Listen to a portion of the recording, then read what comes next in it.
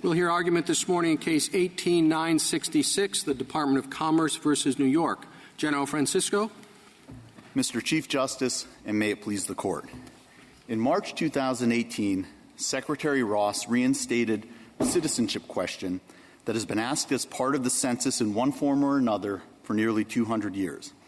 The district court's invalidation of that decision was wrong. I'm sorry. It's not been a part of the survey, which is where he reinstated it, since 1950. And for 65 years, every secretary of the Department of Commerce, every statistician, including this secretary's statistician, recommended against adding the question. So it may be that 200 years of asking a citizenship question in other forms may be true, but not on the short survey. That's what's at issue here. Well, but, Your Honor, it has been part of the census for the better part of 200 years, initially as part of the overall census itself that went to all individuals. Don't we ask the question in context? And for 65-odd plus years, everybody said don't add it? No, Your Honor, because, in fact, it was included in the long-form census until that is the year a different 2000. That's the whole issue. It could have been – it's still included – or could have been included in the ACS form, which is still being done. And that's being done every first, third, and fifth year. Yes, Your Honor, but it has been part of the census in one form or another for a very long period of time. So the question now before us The question, therefore, is two things. First, we think that the respondents' claims are not justiciable because their injuries aren't fairly attributable to the government or subject to APA review. And secondly, the Secretary acted well within his discretion when he determined that reinstating the citizenship question would provide the best evidence of citizenship. Can we just go back a bit to your opening? Why was the citizenship question dropped in 1960 and remained off for all the decades after that? What was the reason for dropping it? Your Honor, in 1960, it didn't appear in anything, and it was moved on to the American Community Survey. But that was part of an overall movement of most of the onto the long-form census, not the American Community Survey. And that was part of a larger process that moved a large number of demographic questions off of the short form and onto the long form. We no longer have a long form, so then the question is, do you reinstate the long form, or do you, in fact, move it back onto the short form census? And was eminently... Didn't the Census Bureau give a reason why it was dropped? Well, they generally wanted to move all of the demographic questions onto the long form. We no longer have a long form, and the problems with using the American Community Survey are well known. So you basically... There was nothing in 1960 to the effect that the Census Bureau found that putting it on the short form would depress the count of non-citizens? Nothing like that? Well, sure, Your Honor, but that's because they thought that, along with all of the other demographic questions in the census, had an overall impact on overall census accuracy. And that underscores why we don't think this is really subject to judicial review. Because really what you're saying is that courts would have to review every question on the long form to determine if the informational value of the question outweighed the impact on census accuracy. Because at the end of the day, if you add any particular question onto the census, you're always trading off information and accuracy, and 141A doesn't provide courts with a basis for evaluating that determination. So that's why we think this isn't subject to APA review at all, but we also think that the respondents don't have standing here because they're injured if and only if, first, you have third-party action, secondly, you have third-party action that's illegal, and third, that third-party action is based on speculation that the government will itself violate. On the illegality, is that a predictive factor? In other words, do we, as our cases have often said, do not assume illegal behavior in establishing standing, but is that simply predictive? In other words, we doubt people are going to engage on a regular basis in illegal behavior, and therefore we don't think their injury is tangible or likely? Or is there something special about the fact that it's illegal activity? Well, I think, Your Honor, in the Court's past cases, it has often been used as a predictive factor.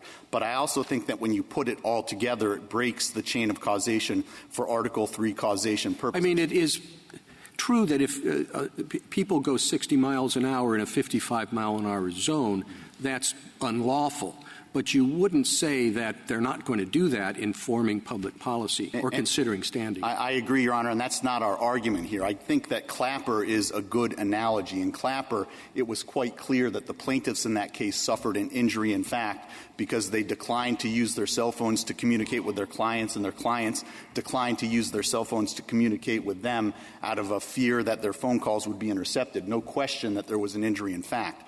But what the court held was that that injury wasn't fairly attributable to the government because it was caused by the plaintiffs' fear that the government would intercept their calls. You're talking proximate cause, which we've never used. No, Your Honor. We've used determinative or coercive effect in Wayfair.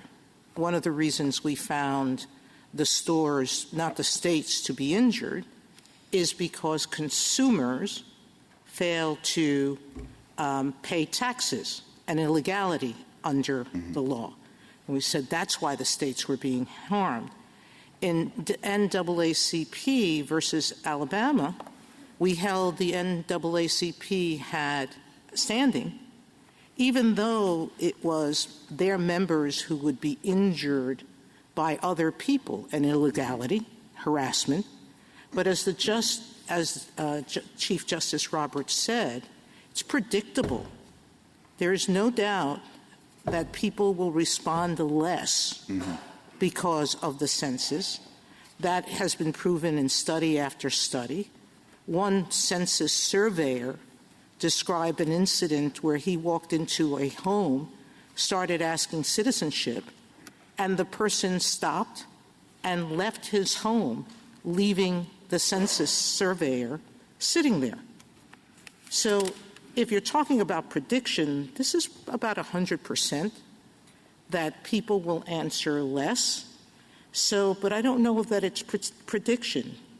It's an action by the government will be a cause of this, not proximate necessarily, but that cause will cause harm. Right. Two responses, Your Honor. First, we're not talking about proximate cause. We're talking about an analysis that was similar to what this court used in the Clapper case, where the Clapper said that even though there was injury in fact, even though the government's actions were in a very real sense a but-for cause of that injury in fact, it wasn't fair to attribute that to the government because it was based on the plaintiff's speculation that the government would intercept their telephone But this calls. is not the plaintiff acting.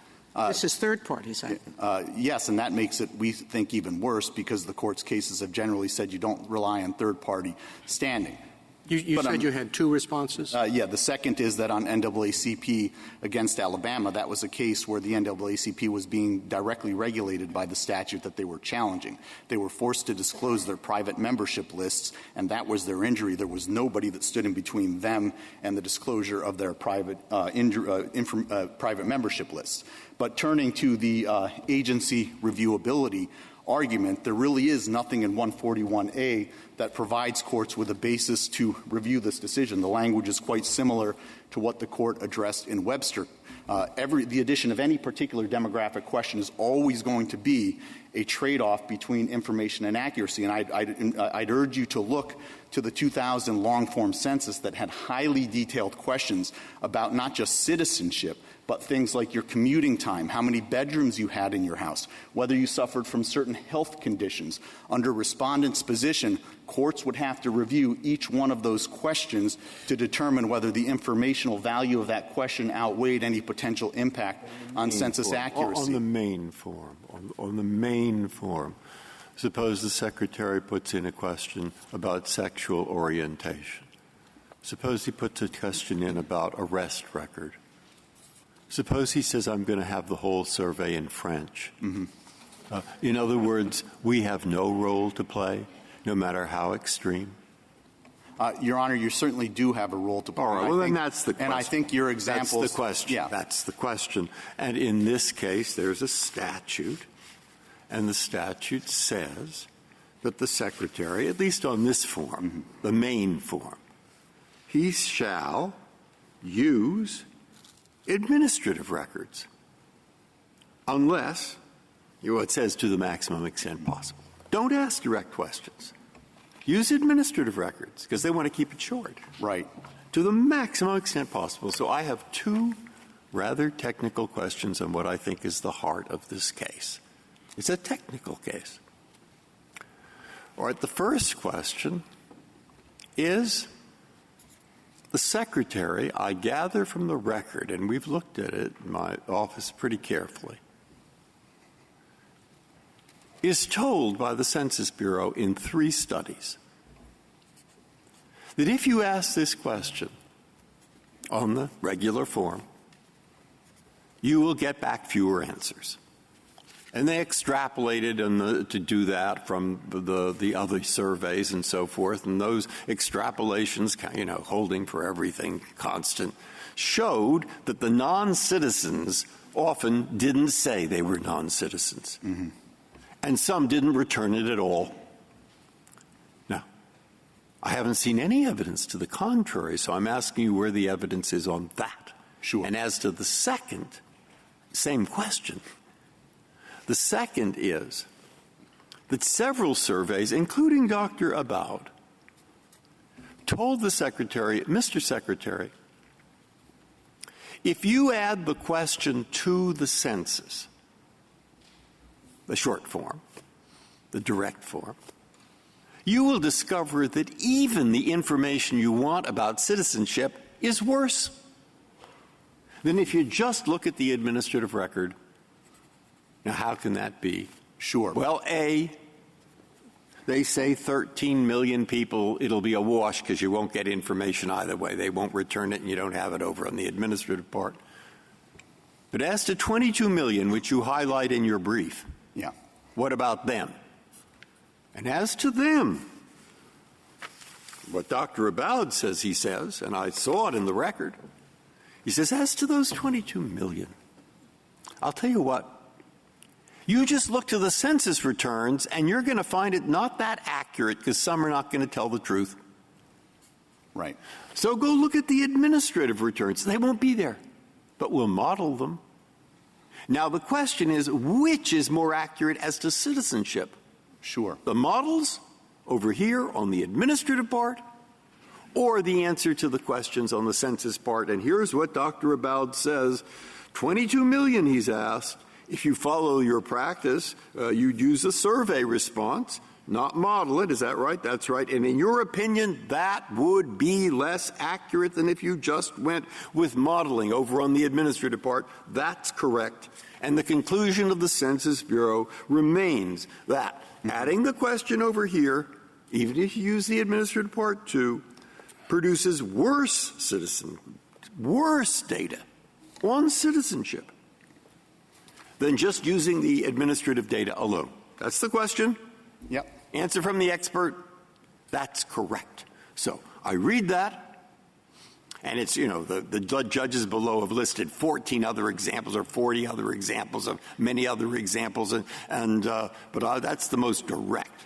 So where in the decision memo did the Secretary address that problem? So sure, Your Honor. Both problems. Yes, problems. And I'd like to address that evidentiary issue first, and then I would like to come back to your question about Section 6C of the statute as well. If you look at the Joint Appendix, page 148, the Census Bureau staff specifically told the Secretary, and here I'm quoting from it, that it, quote, cannot quantify the relative magnitude of the errors across alternatives, and he's talking about alternatives C and D at this time. So what he was saying was that I don't know if the response error from asking the question is going to be more or less than the prediction error. He said just what you said. He said I cannot quantify it, and that means he can't put scientific numbers. Of course, they said that they wanted 2 years to test it, but they can't quantify it. But we do have 3 studies, and those studies look at what happened when you asked this question before, and what happened when you asked this question before is the response rate fell. And so if I could complete my answer, what the Bureau staff told him was that they didn't know which one would be better or worse. So what the Secretary... Where does it say that? Where does it say that? Maybe you could, if you don't mind, maybe you could complete your answer. Sure. That is specifically, Your Honor, at page 148 of the Joint Appendix, where it specifically says and explains that it cannot quantify the relative magnitude of the errors across the alternatives C and D at this time, because it didn't know if the response errors from asking the question would be more or less than the prediction errors from the model. So what the Secretary knew was two basic things. They have prediction models. They say multiple times, at least 3 if not more, that alternative D, which was the Secretary's alternative, and their alternative C, so everybody's clear, C was simply to use administrative records. D was the Secretary's idea of adding the question to the survey plus administrative records. And on the prediction models, which is what scientists can do, each and every time they said D would be less accurate than C. Now, except for the one time where it mattered, Your Honor, in the key differences memo where they specifically said that they did not know if C was better than D. And so what the Secretary knew... No, that's not what he said. He said exactly you can't... the words comparative errors have a different meaning than you're giving it. Comparative errors are, I'm comparing this type of error to that type of error and what they compare each other to. You can't do that to a scientific certainty. But you can have predictive models, which is what they did, and they showed you time and again they told you, you add the survey question, it's going to be less accurate than just relying on administrative records. Your Honor, so how do you take or pluck out of what they say in one sentence, if you're the Secretary, and rely on that one sentence and ignore the wealth of statistics, graphs, testimony, proof, control studies of how these response rates came about, and decide that that one sentence is enough to justify ignoring everything else? Because, Your Honor, I respectfully disagree with your reading of the administrative record.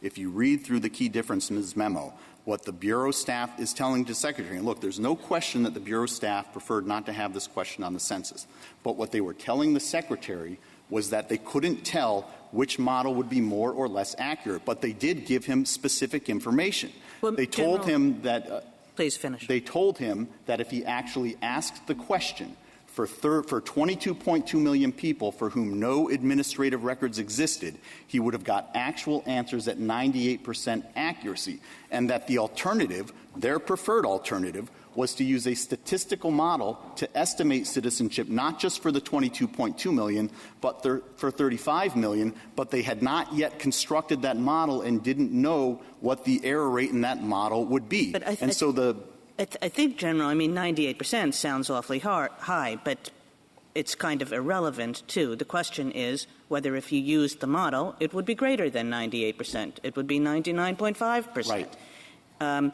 Because then the Secretary would have no basis for saying that you should use the question rather than the model. And as to that, as I think my colleagues are suggesting, there is a bottom-line conclusion from the Census Bureau. And the bottom-line conclusion is that Alternative D, which is the proposal that the Secretary eventually took, would still have all the negative cost and quality implications of Alternative B, which was simply adding the question alone, and would result in poorer quality citizenship data than Alternative C, which is just using the administrative records plus the modeling. So there is a bottom-line conclusion from the Census Bureau, and it seems as though what the Secretary needs is a Secretary can deviate from his experts' recommendations and from his experts' bottom-line conclusions. Right. But the Secretary needs reasons to do that. And I searched the record, and I don't see any reason. Sure. And, Your Honor, so I want to just finish what I was saying instantly before, because I think it responds to your question, and I'd like to expand directly in response to your question. What the Secretary concluded was, in the face of uncertainty, he'd rather go with the bird in the hand and ask the question at 98% accuracy than an unknown and untested statistical model. And that's, after all, the same preference that the enumeration clause itself makes, a preference for actual counting over estimation, because actual counting is Well, if I can just add to the question, and let me just add to it a bit, because you said, an unknown and untested statistical model, but here are his experts in the Census Bureau saying, we are confident that we can produce a statistical model that will produce more accurate bottom-line results. And again, this bottom-line conclusion is the same. They know what kind of statistical models they can build, and this is the bottom-line conclusion. And where is the reason that the Secretary gives as to why he rejects that? So there are a couple of reasons, Your Honor. First of all, although they had a high confidence that they could create a good statistical model, they were not able to tell him that they thought that that model would be any better or worse than estimation. They never were able to say that it would beat that 98% number. So in the face of that uncertainty, I think what I read you is them saying that they could beat the 98% number. No, Your Honor, I don't think that's what they're saying there. I think what they're saying there is that if you ask the citizenship question, it will make the model a little bit less accurate, because you're going to have fewer people for whom there are administrative records, but you actually have to use that model for a much smaller number of people, because you have actual answers from 22.2 million at 98% accuracy. So that's what they're saying, but what they couldn't come down with a conclusion on is whether it would be more or less accurate to ask the question or use the model. So can I just ask... When you answer this question, wait. I am trying, go back to my question, to write down the pages. I'm not going to, resolve this right now. So when Justice Kagan asks the question, or I do, you've mentioned page 148, insofar in answer to her question or to mine. If you could give me a few things to read to show that he did consider it, to show that he did give a reason for rejecting it, that would be helpful to me. Sorry, go back to it. So, Your Honor, if you look at Secretary Ross's decision memo, the decision memo in the Petitioners' appendix, I would look to a couple of things. First of all, I would look to his discussion on pages 555A with the problems with administrative records. The Bureau is still evolving its use of administrative records, and the Bureau does not yet have complete administrative records data set for the entire population, and that points out why he preferred asking the question and getting actual answers from 22.2 million people at 98% accuracy, because you simply didn't have administrative records for 35 million people, and the Bureau had not yet figured out how to do that estimation. He then goes on to say on that same page, more than 10% of the American population, some 25 million voting-age people, would need to have their citizen age imputed by the Census Bureau. And so he was making clear that he'd rather go with actual counting than imputation. And he pointed out that by proceeding with his preferred course, this is at page 556A of the Petitioner's appendix, this may eliminate the need for the Census Bureau to have to impute an answer for millions of people, specifically about 22.2 million people for whom the Bureau told him he would get actual answers. If I may say, General, when you think about those statements, it's just conclusory. It's just like, well, this would eliminate the need for modeling because we could ask a question. But the question is, why is asking a question better when you know that asking a question is going to result in lots of non-responses and in lots of false reporting? And so you can't just go back to, I'd rather ask a question. You have to say why you'd rather ask a question and what benefits it has to ask a question. And if I may say, I'll just finish here, General. A lot of your argument, your briefs are extremely well done. But a lot of your argument just do not appear in the Secretary's decision memo. And the fact that SG lawyers can come up with 60 pages of explanation for a decision, that's all post hoc rationalization. The question is, what did the Secretary say? Where did he say it? When did he say it? What does it mean other than just ipsa dixit and conclusions? Your Honor, I'm tempted to pocket the compliment and sit down, but I won't do that. I think the Secretary fully acknowledged that there was an upside to the request, and the upside was the one that the Department of Justice set forth in his letter, that having citizenship data would help improve Voting Rights Act enforcement. He fully understood there was an alternative, using administrative records. And he analyzed that alternative in the language that I just read to Justice Breyer, and he understood there was a downside, that adding the citizenship question would potentially increase self-response, decrease the number of self-response rates. But he found two things with respect to that. First, he found, and all of this is in his letter, that he could mitigate that to at least a certain extent with follow-up operations, perhaps not entirely, but at least to a certain extent. And secondly, to the extent that materialized, it was the product of illegal activity. So he considered the benefits, he considered the alternatives, he considered the costs, and he concluded that the benefits outweighed the costs. Which letter are we talking about? The Secretary Ross's decision memo in March 2018. The memo, not the yes, letter from the Department of Justice. Yes, Your Honor, the memo, but the Department of Justice's letter is the one that articulated the Voting Rights Act rationale that formed the principal benefit. Can you explain how it would improve Voting Rights Act enforcement? Yes, Your Honor. One of the critical elements of Voting Rights Act enforcement is something called Citizen Voting Age Population, or CVAP. Right now, everything for CVAP comes from the census with the exception of citizenship. So population, age, race, all of that comes from the census except for citizenship, the C in CVAP. So a large amount of voting rights litigation focuses on expert witnesses who try to fill in that missing C and try to estimate that missing C through imputation based on the American Community Survey, which goes to just 1 in 38 households. And the Department of Justice wanted to get all of the same information from the same database, so that critical feature of voting rights litigation, CVAP, all came from the same place. General, how do we know that DOJ couldn't do alternative C, rely on the administrative records? The one thing we do know is that the Secretary went to the department, went to DOJ at the beginning and asked them for help in adding the citizenship question. They initially said no. At least their lower level people said no. Told them to shop it to DHS and see if DHS wanted the citizenship question. DHS said, not our work. Go back to DOJ. They go back to DOJ. The people they're in touch with, that are not low level, but they're not the highest level, say no. And Secretary of Commerce speaks to the head of DOJ at the time, and the head of the DOJ says, we'll give you anything you need. They do a letter. The letter says the ACS is not enough.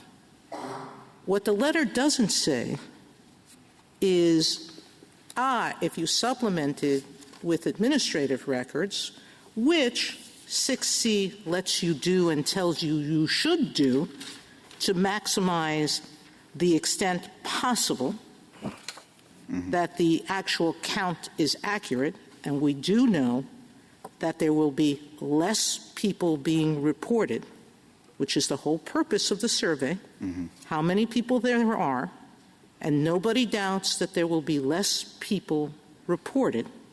That's a maximum need of the census survey report, not citizenship. Let's not confuse the two things. The enumeration is how many people reside here, not how many are citizens. That's what the census survey is supposed to figure out. DOJ needs citizenship. But when the Bureau asks DOJ, not the Secretary, to meet so they can discuss why the administrative records are not good enough, they say, we don't need to. So tell me, in that sequence, how does the Secretary know the answer to that question? Sure. So a couple of responses to that, Your Honor. I'm going to start with the 6C issue because I know that was of interest to Justice Breyer as well. And under 6C, under my friends on the other side's position, you actually couldn't even ask the citizenship question on the American Community Survey. And you also couldn't ask about sex and age on the census itself, since all of that information is also available in administrative records. But the reason why administrative records are insufficient under 6C for any of these purposes is for the simple reason that you don't have them for 35 million people.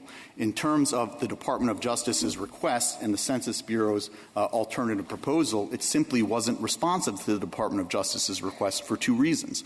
First, administrative records didn't solve the problem that the Department of Justice was trying to solve, which was getting all of their CVAP data from the same source and covering the same time period. Administrative records come from a different database and cover a different time period than all of the other information used to construct citizen voting age population. That doesn't tell you why it's not good enough. They may have wanted something, but sure. They would then be introduced with one database that has been, according to the chief statistician of the Bureau, introducing multiple layers of uncertainty. Right. Uncertainty about or an undercount of people, because they already say that undercount is going to be at a minimum 5.8. Less people are going to respond.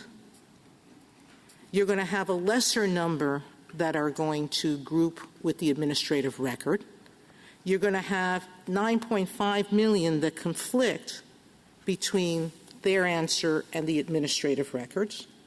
And we have to change the Bureau's use of that information to be able to use the administrative record. And the Secretary doesn't ask, if we change that, what else will it affect? Right. So he doesn't know that.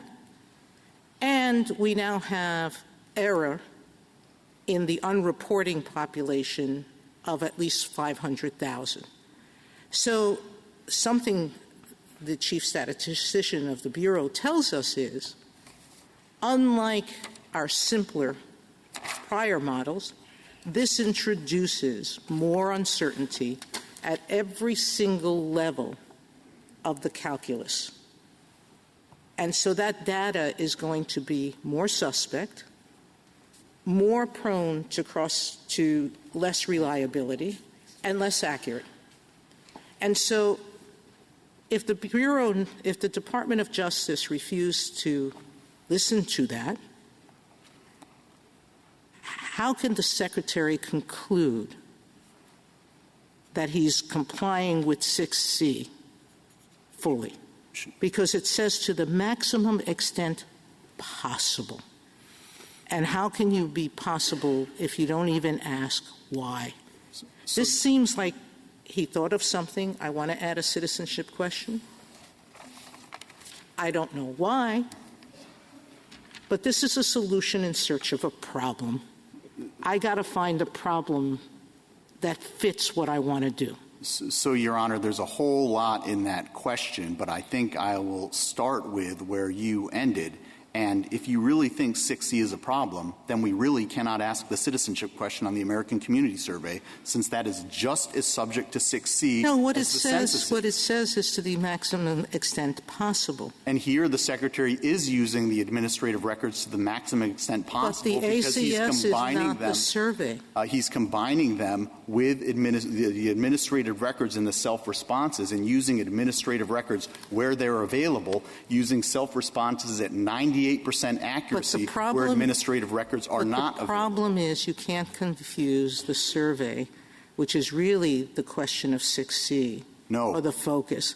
It's not. 6C applies to all census instruments, not just the census. It fully applies to the American Community Survey. But the ACS and it likewise is not applies. used. The ACS is not used for the citizenship purpose. But, Your Honor, you your already question said why it wasn't. Your question is about 6C. 6C applies to the ACS and it applies to the census. And sex and age information, which we ask on the census, is also available in administrative records. Indeed, administrative records are more accurate with respect to sex and age because presumably your birth date and your sex don't change over the course of time, whereas your citizenship status does. So if you really think that 6C is a problem, we can't ask it on the ACS and we can't ask sex and age on the census. So that's why I think that is plainly wrong. wrong. It really does boil down to whether the Secretary's judgment here is a reasonable one, and in the face of two competing possibilities, either asking the question, getting answers for 2/3 of the people for whom no administrative records existed at 98% accuracy,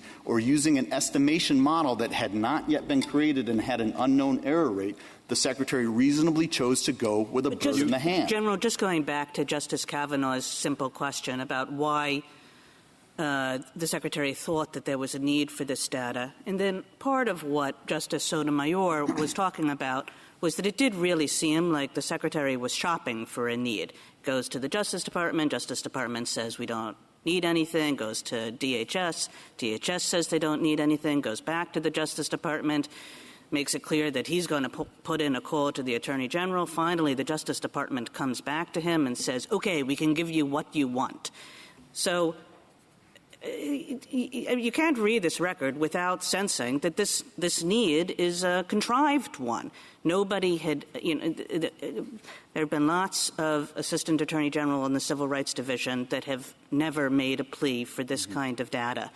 And just the way this went back and forth, I guess I'd like an answer to that simple question. And I have two responses, Your Honor, and then, if I may, I'd like to reserve the remainder of my time for rebuttal. First, I think it is quite common for cabinet secretaries to come into office with ideas and inclinations to discuss with their staff and discuss with their colleagues whether there is a legal and policy basis for that inclination. Secondly, there is no evidence in this record that the Secretary would have asked this question had the Department of Justice not requested it, and there's no evidence in this record that the Secretary didn't believe that the Department of Justice actually wanted this information to improve Voting Rights Act enforcement. Thank you, General. General Underwood. Mr. Chief Justice, and may it please the Court. The Secretary decided to add this question about citizenship to the 2020 census, although the record before him contained uncontradicted and strong evidence that it will cause a decline in the response rate of non-citizens and Hispanics to the detriment of the states and localities where they live. He gave 3 reasons for the decision, and none of them can survive APA review. 1, he said there was inadequate evidence of an effect on the response rate, but that is flatly contrary to the record. He said he could dismiss or discount any such effect because non-response is an illegal act, but that is an irrational and impermissible factor to consider on this question. And he said that adding the question would help voting rights enforcement, but that claim is unsupported by the record as well. Do you think it wouldn't help voting rights enforcement? The CVAP, citizen voting age population, is the critical element in voting rights enforcement. And this is getting citizen information. Well, as has been discussed at length during the previous argument, the evidence before him was that it would not give better citizenship information. It's the 22 million that the government points to, the 22 million whose citizenship information will be either modeled or the result of the answer to a census question. Was there anything that showed that the department would have been aided in either past cases or cases on the drawing board? There was not. And what I'd like to point out is that the comparison should be to using administrative records. The Department of Justice letter, taken at face value, says the old ACS survey data that we've been using is inadequate, and we need an improvement over that. The Census Bureau produced this answer, which is we can do this by linking the existing census information to administrative records. The Department of Justice never commented on that. The Department of Justice actually declined to meet with the Census Bureau people who wanted to meet about it. So there was nothing before the Secretary to say that this census information would be an improvement, and there was no comparison at all from the Department of Justice about whether this would be an improvement or not. It seems to me that at least with so much question about whether this information would be better or worse than the use of modeling from administrative records, the Secretary had an obligation to find out the answer to that question. What if the answer was uncertain? Well, if the answer is uncertain, then it is hard to invoke that as a reason. Now we get back to the cost in the enumeration. That is, if it's unclear, we think it's worse, but if it's just unclear whether this question will improve voting rights enforcement, that is not sufficient to pay the cost of the steep decline in the enumeration, because the enumeration is, after all, the primary purpose of the census. Well, on the modeling, Go ahead. on the modeling, there was a lot of talk during the first part of the argument about, I think it's 22.6 million people who it is predicted would answer the citizenship question, and as to whom there is not administrative data. And there was an estimate that those answers would be 98% accurate. And the comparison then has to be between that 98% predicted accuracy rate and whatever the accuracy rate would be for the model.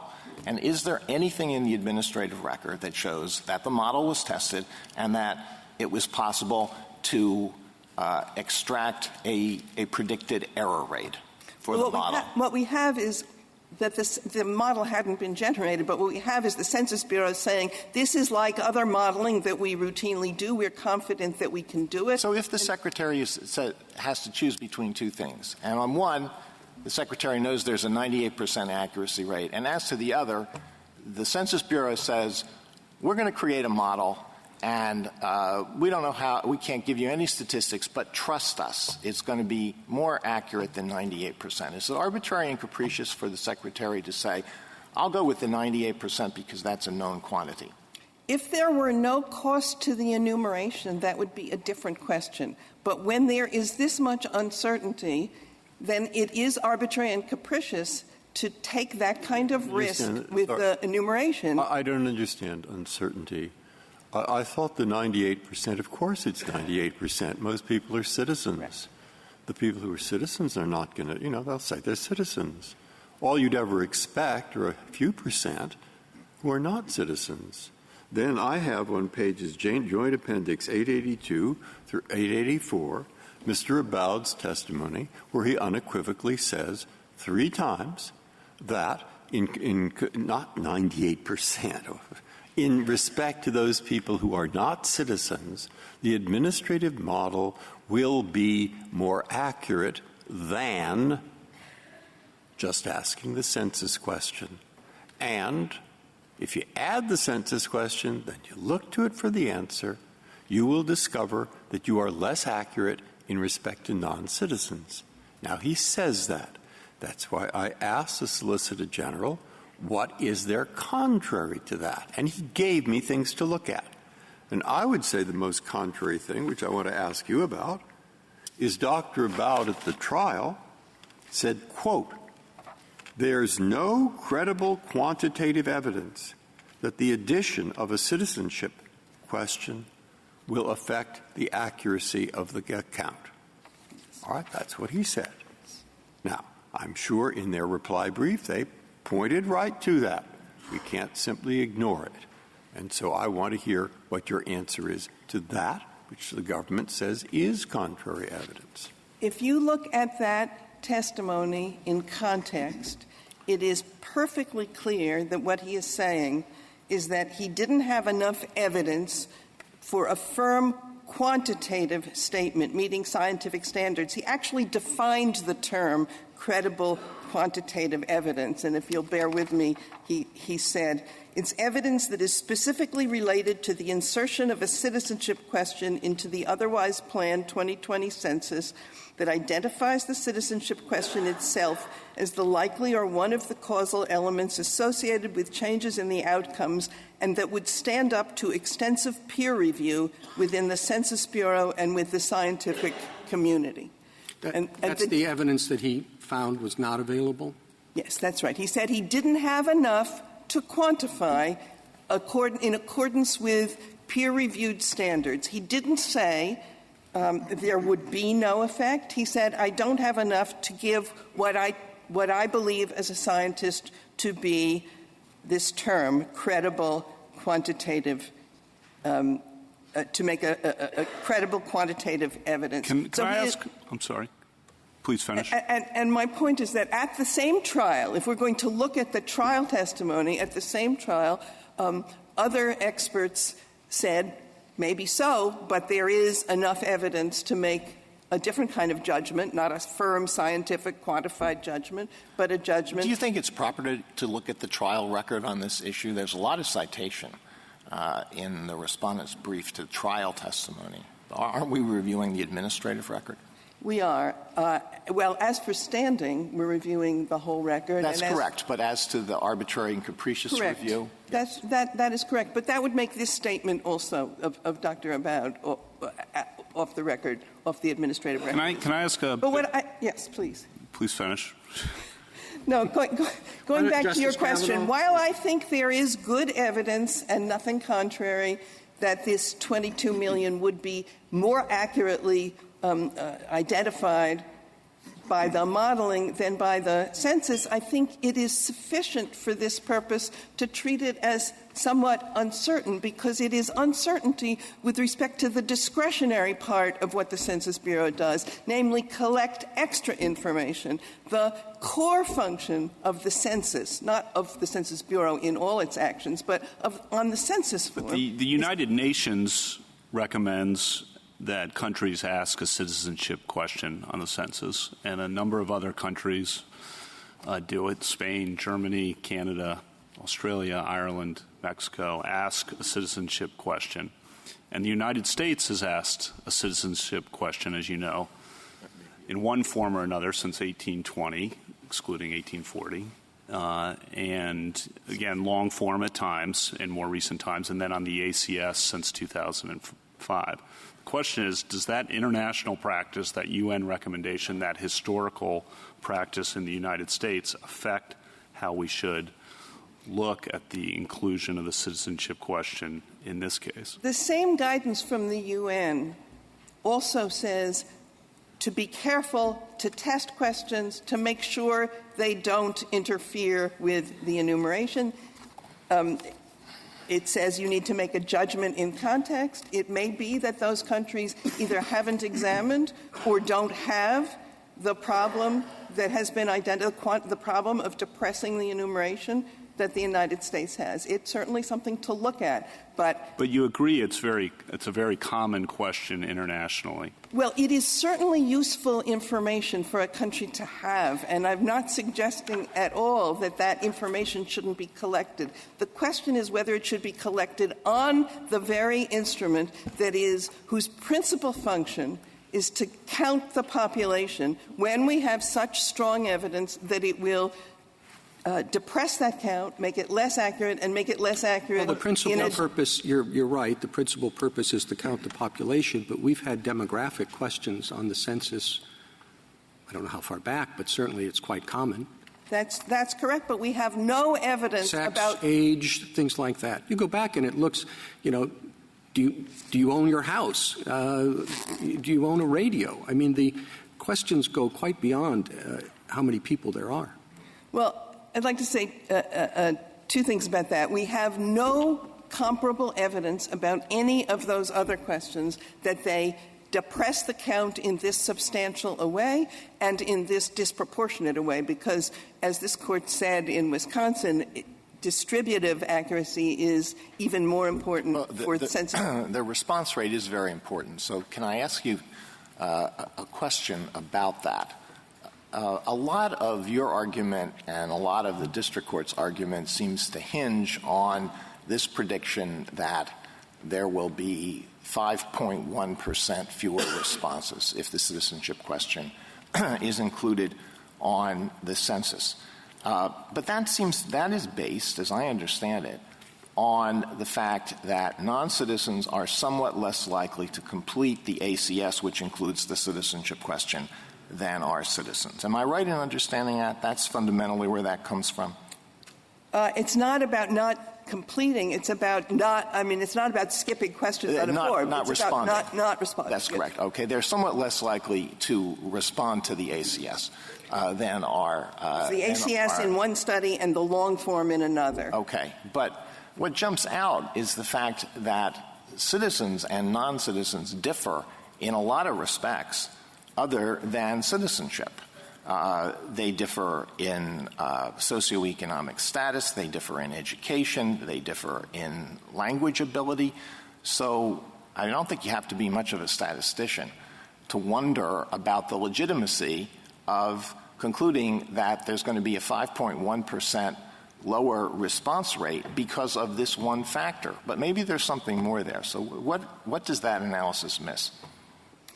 A couple of things. The strong empirical evidence that is the basis for that judgment, which, by the way, has not been contested by the government. The government has other things to say, but does not contest this decline. I thought they did, but in any event, go ahead. Come back to that. Is a retrospective review of comparing, in one case, for 2010, the short-form census and the ACS. And in 2000, it was to compare the short-form and the long-form census. It's a comparable comparison. In each case, the longer one had a citizenship question on it. In each case, everyone, population groups notwithstanding, there was a decline from the short-form to the long-form. But there was a much greater decline among Hispanics and non-citizens. But, counsel, isn't Justice Alito have a point to the extent that there could be multiple reasons why individuals don't complete the form. And well, we haven't. Sorry, go on. No, that's plenty of interrupting. But we don't have any evidence disaggregating the reasons why the forms are left incomplete. And what do we do with that? I mean, normally we'd have a regression analysis that would disaggregate the potential causes and identify to a 95th percentile degree of certainty what the reason is that persons are not filling out this form, and we could attribute it to this question. We don't have anything like that here. So what are we supposed to do about that? Well, I think there are a few things to say. And let me just throw in one other question. I know your light's on, but I really wanted to get it to you, and I'm sorry we haven't gotten there. And that is, what do we do also, and it's totally different, so I'm really sorry. What do we do with the fact that, as I understand it, some of the respondents and other people in litigation have complained when folks have relied on the ACS to extrapolate citizenship for purposes of redistricting, and in fact argued that we should rely only on actual census data. And I understand respondents have made that argument in litigation. So what do we do with that? There are a lot of complaints about the ACS. The Census Bureau's proposal to use administrative records solves most of them. It's not a question of just the ACS, which is a survey about which there have been many complaints, and putting the question on the census. The Census Bureau is they are data experts. There are many ways of trying to collect data. The question in this case is whether doing it on the census form is warranted, even though it causes such a harm to the count. Now, that brings us back. I thought that Dr. Aboud's testimony, or at least the letter somewhere I read, that they controlled for all of the other reasons that Justice Gorsuch was mentioning as reasons why people would not complete. Well, they certainly controlled for the length of the form. That was not just that. On page 110 yes. of the joint appendix, it says whether the response that they're much greater. It says incomparable rates for other democratic variables like sex, birthday, yes. age, race, ethnicity. So I thought that was an effort to control for the things that Justice Alito mentioned, insofar as they're relevant. It was. The only limitation on it was that they had to deal with data that already existed. Dr. Aboud wanted to do a random control test of this question and wasn't permitted to do so. That's not that's a different issue, isn't it? What Justice Breyer mentioned, it's the decline in the response rate based on those variables, but it doesn't, as Justice Gorsuch says, disaggregate the many factors that could explain a decline when you're distinguishing between citizens and non-citizens. Well, it did try to control for other properties that citizens have and non-citizens have. It's fair to say we don't have this isolated, though, isn't it? They did their best. There is some degree of isolation, enough to enable them to believe that they had isolated the factors that people thought of as plausible. Yeah, I mean, there are a million factors. Yes. There's pet dogs, yes.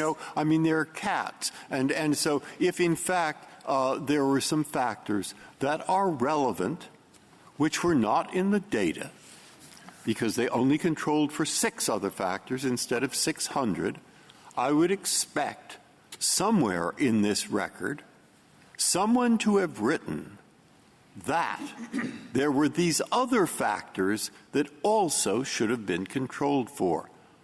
I know what you're going to say. Unless I'm wrong, you better not tell me that I am right if I'm not. But I could not find any such place in the record. Nobody proposed, that I know of, proposed factors that might be alternative explanations that should have been tested for. And would it be right to say, General, that it was the Census Bureau's conclusion, a bureau full of statisticians, yes, that it was the citizenship question that was driving the differential response rates? That is correct. I do want to make... Are there other questions on the census for which the administrative records provide more accurate information? There is nothing in the record about that. Well, then I don't want to hear about it. Okay. Okay. Would you answer the General's point that if you rely on 6C, then you shouldn't be even asking this on the ACS form? No. For one thing, in order to do modeling, in order to do sampling, they need some survey data to compare it to, and so some judgments can be made, and the judgment might be made that the ACS or some questionnaire that doesn't involve harm to the count, that is sampling or some other form of less than universal questioning, that testing questions on that kind of instrument is the way to do it. Thank you, General. Mr. Ho? Mr. Chief Justice, and may it please the Court. The Secretary's decision rested primarily on one assertion, that it would improve the accuracy of citizenship data provided to the Department of Justice. But the administrative record revealed precisely the opposite, that it would make that data less accurate and thus harm the Secretary's stated purpose of Voting Rights Act enforcement. And the Secretary's explanation for his decision misstated the evidence in the record in 3 critical respects.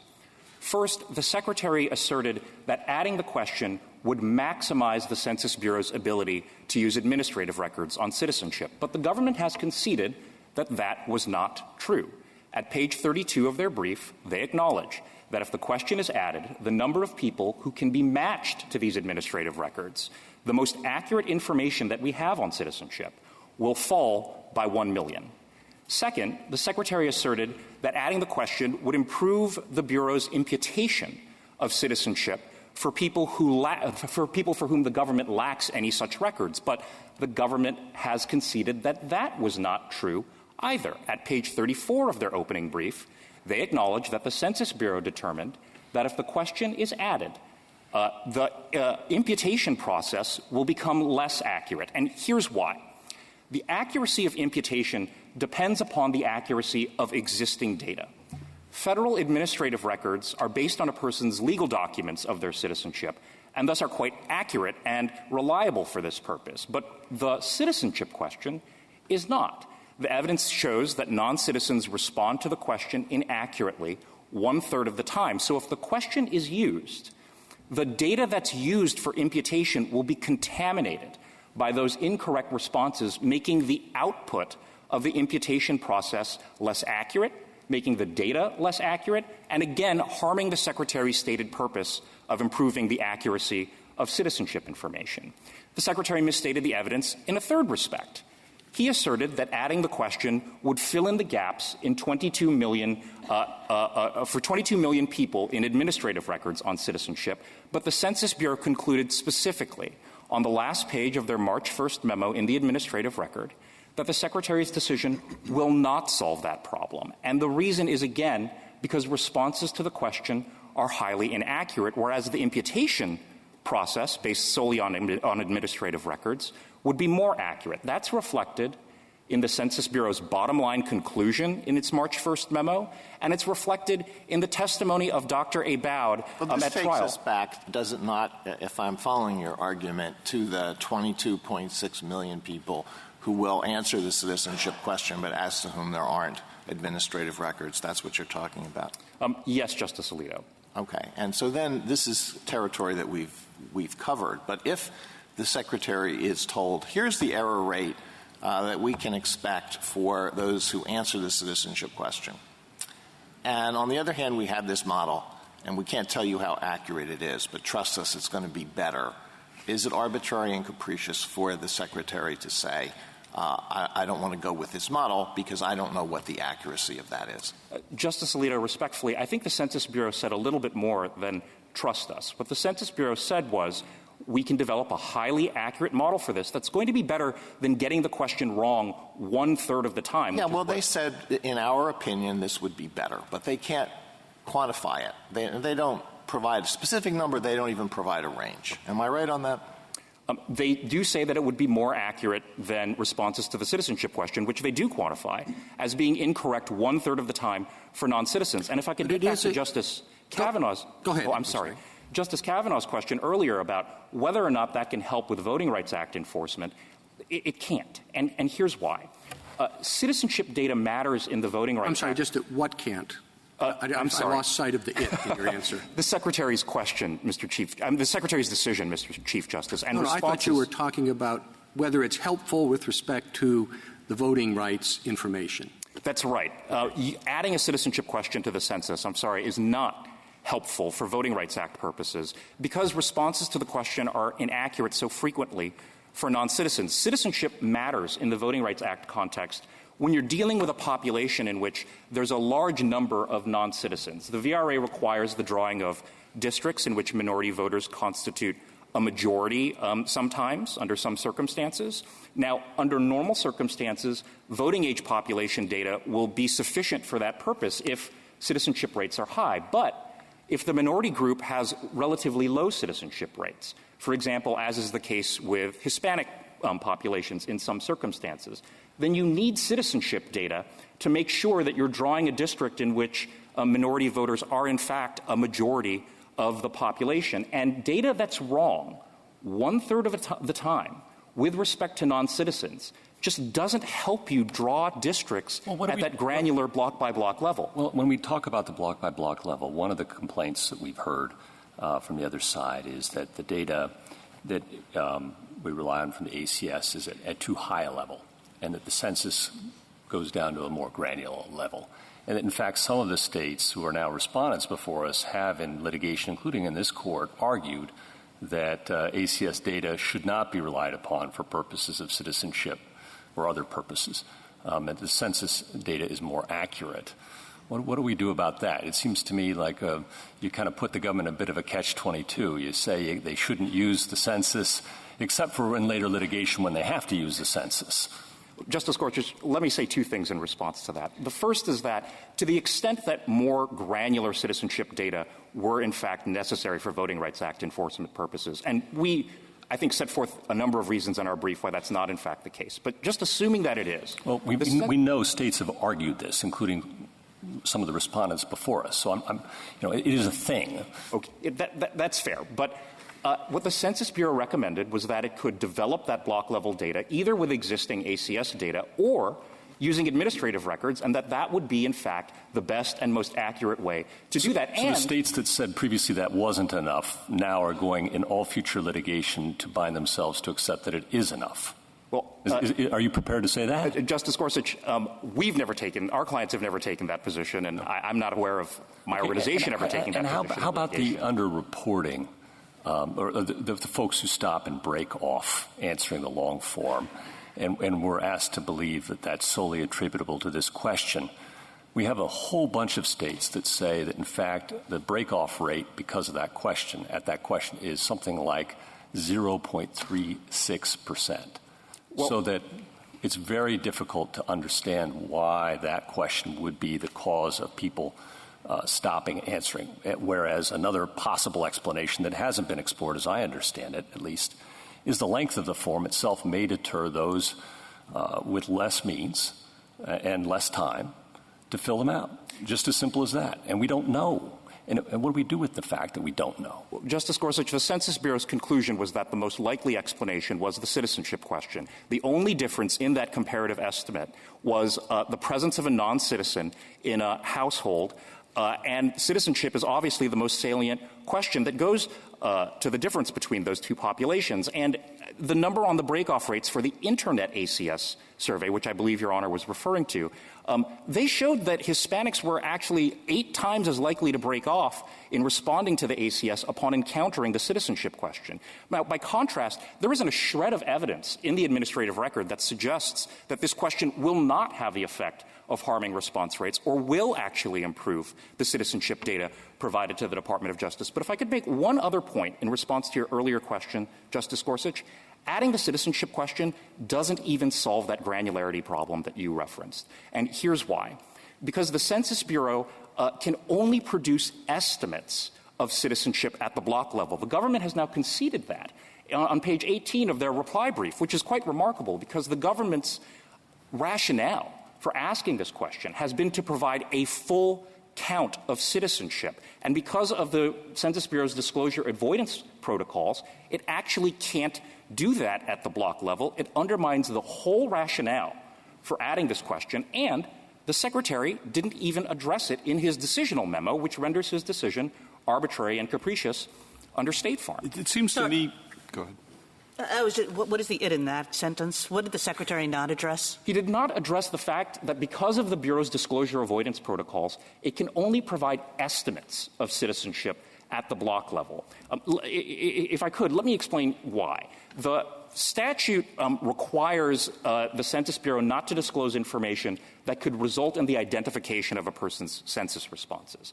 If you have 100 people living on a block and the Census Bureau says, well, there are 100 citizens there, you will have necessarily identified all of their census responses. So what the Bureau does is it alters demographic totals for census blocks before publishing them. That means that that data is an approximation. It's an estimate, just like the ACS data that the Department of Justice currently relies on. And here's what's critical. Well, this gets really, really technical, but, I'm sorry. No, go ahead. That's fine. Okay. Thank you, counsel. Thank you, Your Honors.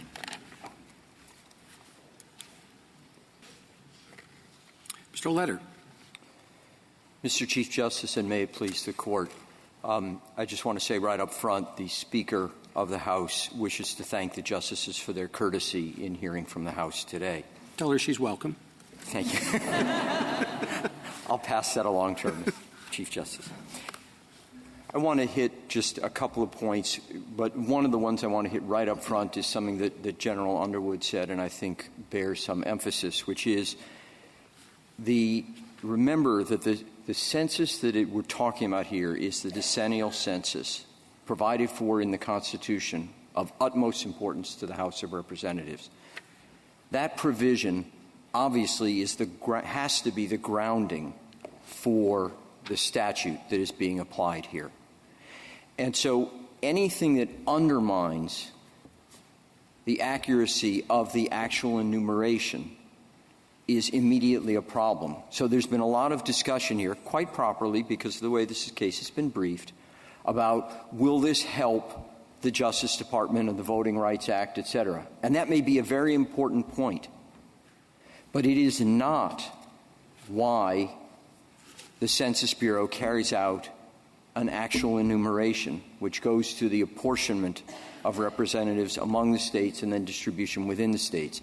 So if there is something that undermines the accuracy of that count, even if it's important for other reasons, that is both a statutory violation and therefore a violation of the Administrative Procedure Act and a constitutional violation. Now, this Court does not have to reach the constitutional question because it is a statutory violation. But do you think that any decrease in the actual count, if you add any question beyond counting people and that decreases the actual count to any degree, then that additional question is improper? Justice Alito, I'm sure that the Court would find there's a de minimis exception. There's no doubt about that. So where this Court would draw that line, I don't know. What I can tell you, and I'm sure you know this, but I'll just from this Court said in the Wisconsin case that the question there was, could a statistical adjustment be made? And this Court set the standard of what actual enumeration means, and it says a reasonable relationship to the accomplishment of an actual enumeration. And this discussion about the importance of voting rights data obviously does not bear a reasonable relationship to the accomplishment of an actual Mr. Letter, I'm sure you've given this some thought, but I know you have. In terms of assessing what a reasonable relationship is, what do we do with the history and the fact that this question has been on for what a long time was the only form in the census through almost all of our history. And it continues to be asked today on the long form or in the ACS. It's not like this question or anybody in the room is suggesting that the question's improper to ask. It's in some way, shape, or form. And what do we do as well with the evidence of practice around the world? And virtually every English-speaking country and a great many others besides ask this question in their censuses. So I'm sure you've given consideration, thoughtful consideration to those questions. Absolutely, Your Honor, although I can tell that you also have. First of all, I don't know if the other countries that are listed, for instance, in the UN recommendations, have an actual enumeration clause written into their constitution that is of paramount importance. So I'm not sure that when the UN made that recommendation that matters for the United States.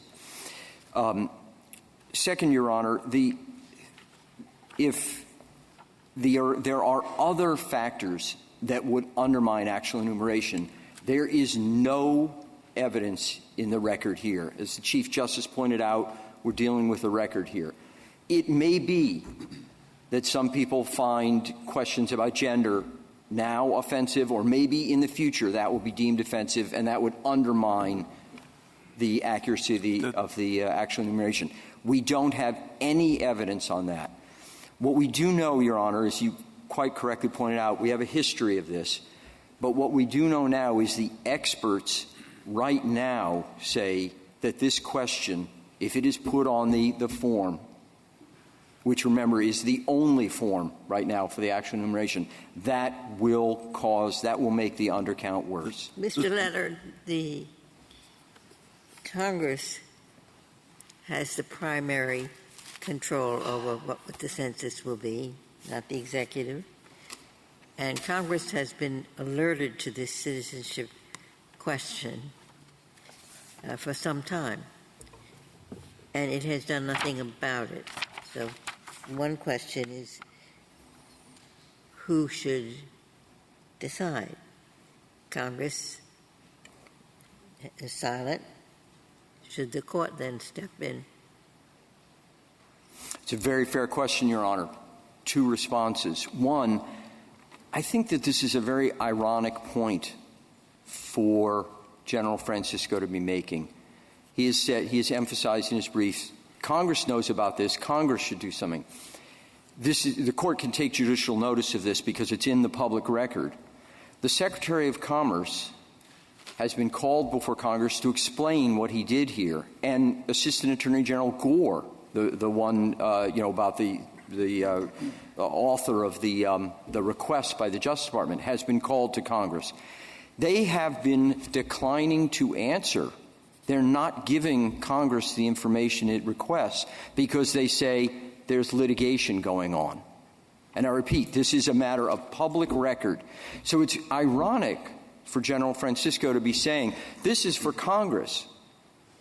Well, if that's for Congress, obviously the House needs the information, and yet we're being told we can't have the information because it's only for you. I thought all the information available, as I understand it, leads to only one answer. And so why isn't that answer sufficient for them to take whatever action they consider appropriate? I'm sorry, Chief Justice. Well, we've been told there was no basis for the Secretary to make any decision other than the recommendation that was submitted to him by the Bureau, because that's the evidence. That's the scientific evidence. And so there's no room for the exercise of any discretion. So what more information does the Congress need to address the problem? We want to know what you decided otherwise. Why did you decide? As we know, his letter a memo provides not much information. The justices here today have been asking these key questions. So we want to know what made you what made you decide this? Was this just a political decision? I thought Justice Ginsburg's question went more to why doesn't Congress prohibit the asking of a citizenship question in the same way that Congress has explicitly provided that no one can be compelled to provide religious information. Right. And so that is something that Congress could attempt to do, yes. And that is one of the things that would be asked about. But as we know, that doesn't stop this Court from interpreting the statute and the Constitution. As we know, this Court is the final word on the statute. I had one question, which is you make a good first principles point about enumeration being the purpose of the census. But it turns out that the census, as you know, has been used for lots of other statistical and demographic collection purposes throughout our history. So it's not just for enumeration, and the statute that Congress has passed gives huge discretion to the Secretary how to fill out the form, what to put on the form. So how are we to think about enumeration when the history and the statute suggest that there is more than just enumeration that's at stake here? Your Honor is exactly right. The census information, census data, are used for all sorts of things that are very important. Remember, the Census Bureau does things way beyond just the decennial census actual enumeration. But again, this Court was very clear. And by the way, the other thing is, General Francisco has argued no review. This Court has reviewed how the actual enumeration is taking place, I think, about 5 times. So there's clearly judicial review here. Well, assuming there is review and assuming it's arbitrary and capricious, as you know, it's deferential. Yes. And the question, I think, here is a policy judgment that it's more important to get accurate citizenship information even at the expense potentially of a slight decrease potentially in response rates. And the question is, given the statutes, why does that judgment fall below the standard of reasonableness in assessing the different policy considerations? Our position is that, 1, the Justice Department can get this information elsewhere, as we know, but 2, you can't undermine the accuracy of the actual enumeration in order to get information for the voting rights. So the constitutional backdrop, I think if I'm translating your argument, means that anything that would undermine the enumeration is impermissible and unreasonable. I believe so, Your Honor. And the only addition I would make to that is, as I said to Justice Alito, undoubtedly there's a de minimis determination. But again, this court is the expert on the Constitution. Thank you, counsel. 4 minutes. General Francisco. Mr. Chief Justice, thank you. I'd like to make 4 points. First, on the disclosure avoidance protocols, we discussed those at our reply brief at page 17. The bottom line is that those protocols apply to all census data, including on sex, on age, on race, that the Department of Justice uses to construct citizen voting age population. It's never been a problem before. There's no reason to think it'll be a problem now. And in fact, I think in the trial record, Dr. Abad testified how it would not be a problem. Second, I'd like to point Your Honors to the key differences memo at page 148 of the joint appendix. The one full paragraph. The first sentence says, The relative quality of alternative C versus alternative D will depend on the relative importance of the errors in the administrative data, response data, and imputations. It then goes through and discusses the various types of errors, and its final conclusion is, unfortunately, the Census Bureau cannot quantify the relative magnitude of the errors across the alternatives. Third, in terms of response rates, the administrative record shows that the Census Bureau staff believed that there would be a 5.1% decrease in the initial response rates from adding the citizenship question. But as Secretary Ross points out in his memorandum, that doesn't take into account follow-up operations. That's the response rate drop before follow-up operations. And it doesn't disaggregate between those who are going to be put off by the citizenship question itself as opposed to those who are put off by the larger macro environment because they don't trust the government or don't like this particular administration. And that, I think, is one of the reasons why Dr. Aboud concluded in the testimony that Justice Breyer cited that, quote, there's no credible quantitative evidence that the addition of a citizenship question will affect the accuracy of the count. I thought that Dr. Aboud stated, and the district court found, that the follow-up process was at best riddled with a number of inadequacies, and that it wouldn't be adequate enough to take care of the shortfall. Well, we can debate about whether it would be adequate enough, but in order to say that the final self-response rate would drop by 5.1%, you have to conclude that it's 0% accurate. And I don't think that there's any basis in the record to conclude that it's 0% accurate. So how much accuracy would be, let's assume it were 5.8 or something close to it. Is that de minimis to you? Is that inconsequential? Your Honor, I think that is largely an impossible question to answer. That is not built into the Constitution itself. There's always going to be a trade-off. The long-form census, for example, caused a drop in self-response rates relative to the short-form by, I believe, around 10%. But my final point is one that Mr. Leder alluded to, and that is under That's why you keep the short form. Right, Your Honor. And under my friends on the other side's position, you are effectively empowering any group in the country to knock off any question on the census if they simply get together and boycott it. There are many people in this country who might find the sex question objectionable because it limits individuals to a binary choice. If a large number of people got together in one state and said we're going to boycott the census, as long as you include that sex question, you're effectively empowering General, are to you knock suggesting, that off. Are you suggesting that Hispanics are boycotting the census? Not in this. Are you suggesting they don't have, whether it's rational or not, that they don't have a legitimate fear? Not in the slightest, Your Honor. I am suggesting that the risk of my friend's theory on the other side is that it countenances precisely that type of coordinated behavior that would empower groups to knock off any question of the census that they found to be particularly objectionable. Mr. Chief Justice, unless the Court has further questions. We're all done. Thank you, Your Honor. Thank you, General. The case is submitted.